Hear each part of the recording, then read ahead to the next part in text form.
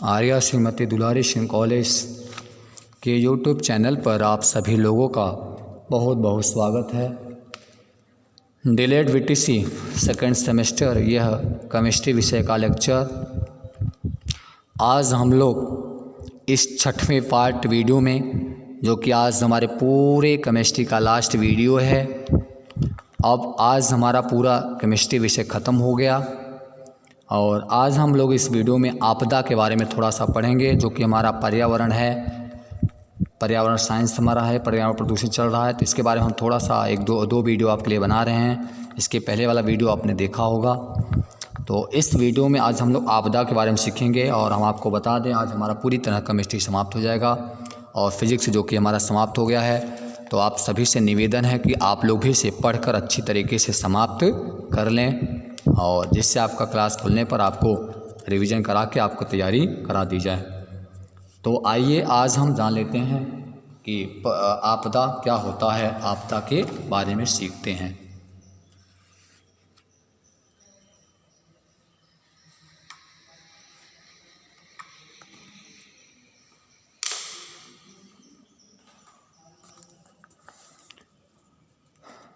प्राकृतिक अथवा मानवीकृत घटनाएं जिनके परिणाम स्वरूप हमारे बाहरी जो जनमाल की क्षति होती है वो हमारे आपदाएं कहलाती हैं।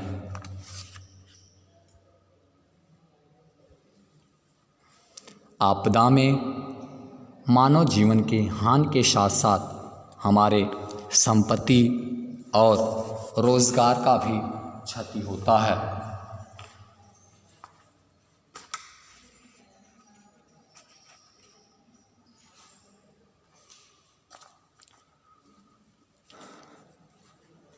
तो हमने आपको बताया कि हमारे जो भी प्राकृतिक या मानवीय घटनाएं हैं जिससे हमारे बाहरी जो भी रोजगार, संपत्ति या हमारे जो भी इस प्राकृतिक आपदाएं हैं उनकी जो क्षति होती हैं उसी को हम आपदा कहते हैं। आपदा में मानव जीवन की हानि के साथ साथ मानव का जीवन तो हानि होता है, उसके साथ साथ हमारे बहुत सारे रोजगार होते हैं जिससे उनकी भी क्षति होती है और संपत्ति का भी हमारे बहुत ज़्यादा लॉस होता है। इस तरीके से ये हमारा आपदा हो गया। आपदाओं के प्रकार, आपदाएं बहुत सारे प्रकार के होते हैं जिसमें आपको निम्न पॉइंट के जरिए हम आपको बताएंगे। पहला आपका आकस्मिक आपदाएं। ये आकस्मिक आपदाएं क्या होती हैं? आकस्मिक आपदाओं का संबंध प्रायः प्रकृति से होता है, इसलिए हम इसको प्राकृतिक आपदा भी कहते हैं। इस प्रकार की आपदाओं की पूर्ण एवं सत्य भविष्यवाणी करना संभव नहीं है। इन घटनाओं का हम पूर्ण रूप से भविष्यवाणी नहीं कर सकते। जैसे आपका है भूकंप है, सुनामी है, बादलों का फटना है, आज इस प्रकार की जो आपदाएं हैं कभी भी तबाही मचा सकती हैं। तो इसलिए हम इनको आकस्मिक आपदा भी कहते हैं। अब अनाकस्मिक आपदाएं होती हैं। अनाकस्मिक आपदाएं जो होती हैं, इस प्रकार की आपदाएं मानव के कुप्रबंध एवं अव्यवस्थाओं के कारण होती हैं। इन्हें धीमी गति वाले भी आपदाएं कहती हैं एवं आपदाओं की भविष्यवाणी एवं पूर्वानुमान इसमें संभव होता है। हम इसमें ये थोड़ा सा भविष्यवाणी कर सकते हैं कि ऐसा होगा, जैसे अकाल, प्रदूषण, मौसम, जलवायु असंतुलन, इन सब का हम थोड़ा सा इसमें भविष्यवाणी कर सकते हैं। तो जो हमारा अनाकस्मिक आपदाएं हैं ये थोड़ी धीमे गति वाली आपदाएं होती हैं। ये बहुत ज़्यादा प्रभावित करने वाली नहीं होती, बहुत धीमे गति से हमें प्रभावित करती हैं। अगला जैसे हमारा महामारी है, आप इस समय देख रहे हैं जैसे कोरोना का माहौल ही है, इस तरीके से एक महामारी फैली हुई है। तो किसी विशेष अवधि में जल, भोजन, वायु, स्पर्श द्वारा फैलने वाला संक्रमण आप देख रहे हैं कोरोना, जो कि हमारा एक स्पर्श द्वारा फैलने वाला रोग है, इस प्रकार की आपदाओं के अंतर्गत आते हैं। जैसे हमारा प्लेग है, हैजा है, एड्स है, और साथ में एक आ गया आपका कोविड-19 अर्थात कोरोना आपका। इस तरीके से ये सब के सब महामारी आपदाएँ हैं। अब सामाजिक आपदाएँ भी हमारी कुछ हैं। सामाजिक आपदाओं में जैसे मानव जनित ऐसी आपदाएँ जो मानव के कुप्रबंध के कारण समाज एवं समुदायों को संकट में डाल देते हैं, वो हमारे सामाजिक आपदाएँ कहलाती हैं। आतंकवाद, नाभिकीय दुर्घटना, अग्निकांड, जनसंख्या विस्फोट आदि ये सब के सब हमारे सामाजिक आपदान हुए हैं। अब हम आगे बढ़ते हैं और प्राकृतिक आपदा जो हमारा है इसमें निम्नलिखित है। तो प्राकृतिक आपदा में हमारा पहला भूस्खलन है। प्राकृतिक आपदा में भूस्खलन है क्या होता है इसको हम लोग जानते हैं। भूजल चट्टानों में वज़न बढ़ा देते हैं जिससे वे नीचे की ओर थोड़ा थोड़ा खिसक जाते हैं। इसी को हम भूस्खलन कहते हैं। भूस्खलन कई प्रकार के होते हैं। जब ये थोड़ी दूर तक ही खिसकते हैं तो इनको हम स्लम्ब कहते हैं। यदि ये दूरी अधिक होगी तो इसे हम शैल स्खलन भी कहते हैं। यदि बहुत ऊंचाई से मलबा अथवा शैल टुकड़े गिरते हैं तो हम लोग इनको रॉक फॉल भी कहते हैं, अर्थात शैल का खिसकना भी इसे कहते हैं। इनके प्रभाव हैं भूस्खलन से पर्वतीय ढाल पर बड़े गड्ढे बन जाते हैं जिससे नए ढालों का निर्माण होता है। भूस्खलन द्वारा गिराए गए मलबे से नदियों के मार्ग अवरुद्ध हो जाते हैं और बांध के पीछे झील का निर्माण होता है। भूस्खलन के कारण हमारे मार्ग भी अवरुद्ध हो जाते हैं। पर्वतों की तलहटी में बसे गांव शहर के भूस्खलन की चपेट में आ जाते हैं जिससे अपार धन की क्षति होती है।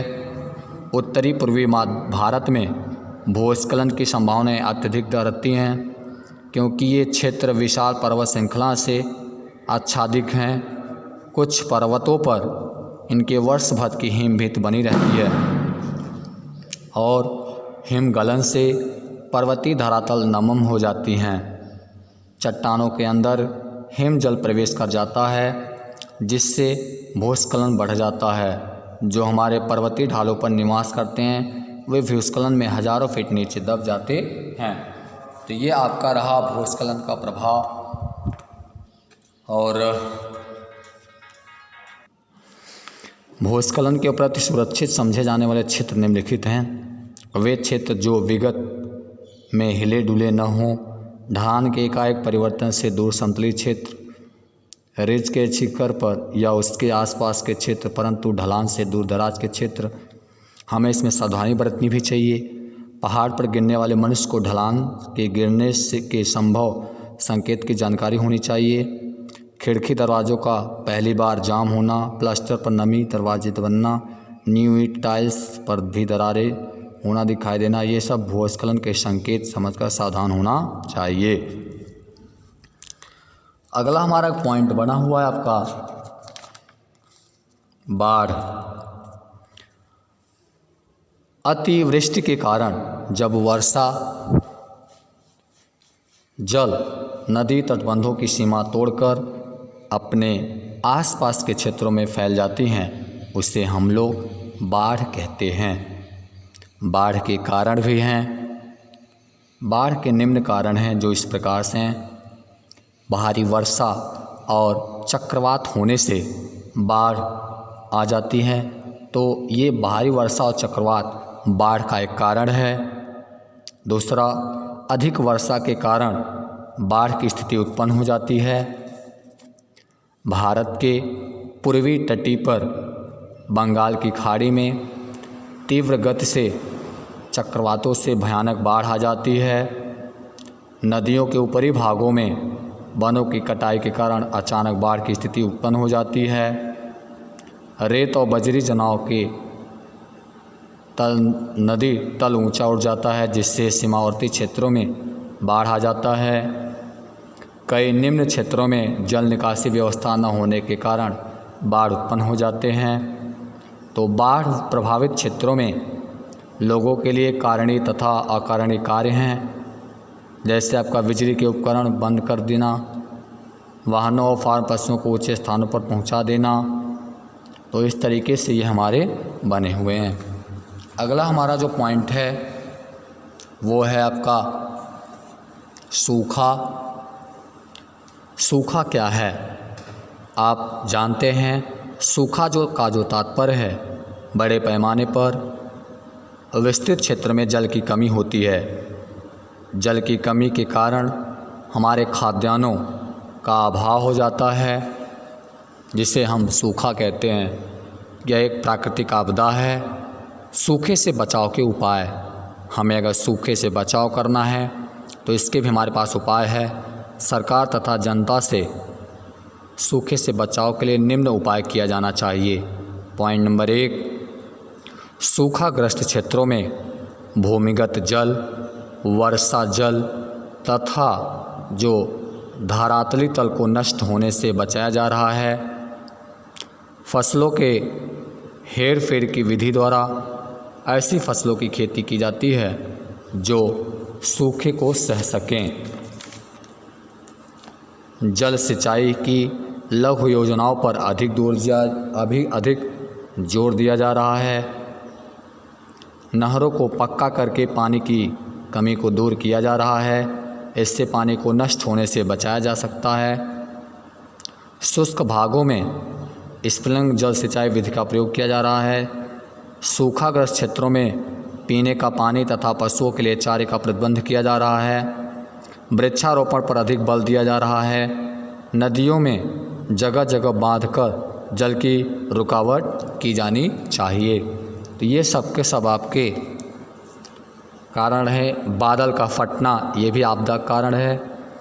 बादल फटने के दौरान तेज़ी से आंधी आ जाती है, बिजली कड़कती है। इस दौरान हवा में मौजूद आयन के रूप में विद्युतीय आवेश मौजूद पानी को बड़ी मात्रा में ऊपर उठा देते हैं। इस विद्युतीय आवेश के अचानक बंद हो जाने से पानी एक छोटे दायरे में तेज़ी से बौछारों के रूप में गिर जाते हैं, जिससे बड़े पैमानों पर तबाही होती है, जिससे बादलों का फटना कहते हैं। ऐसा बादलों के अत्यधिक घनत्व के कारण होता है, क्योंकि जब बादल का घनत्व अत्यधिक हो जाता है तो वह उनका द्रव्यमान बढ़ जाता है, जिससे वो सह नहीं पाते, जिससे उनके बादल जो होते हैं फट जाते हैं। और बादलों के अधिक फट जाने से उनका जो है बड़े पैमाने पर तबाही होना शुरू हो जाता है। बादल फटने से होने वाली तबाही से हम लोग बच भी सकते हैं। अर्थात बादलों के फटने से होने वाली तबाही से कैसे बच सकते हैं, आइए देख लेते हैं। चूँकि बादल फटना एक प्राकृतिक घटना है, इससे होने वाली आपदा को न्यूनतम स्तर पर लाया जा सकता है, जो निम्न प्रकार हैं। बादल फटने से भारी वर्षा होती है, जिससे बाढ़ एवं भूस्खलन की संभावना रहती है। अतः बादल फटने से होने वाली तबाही को रोकने के लिए बाढ़ एवं भूस्खलन के सुरक्षात्मक उपयोग करना चाहिए। बादल फटने पर सुरक्षित स्थान को तब तक नहीं छोड़ना चाहिए जब तक बादल फटने से हो रही वर्षा बंद न हो जाए। संकीर्ण पर्वतीय घटनाओं में जन सामान्य को सतर्क रखने एवं सुरक्षित आवास बनाने के लिए प्रेरित करना चाहिए। जन सामान्य को बादल फटने की घटना और इससे होने वाली जो भी आपदाएं हैं अवगत करा देना चाहिए और सुरक्षात्मक उपाय की पर्याप्त जानकारी जिला आपदा प्रबंधन संगठन द्वारा इसकी करनी चाहिए।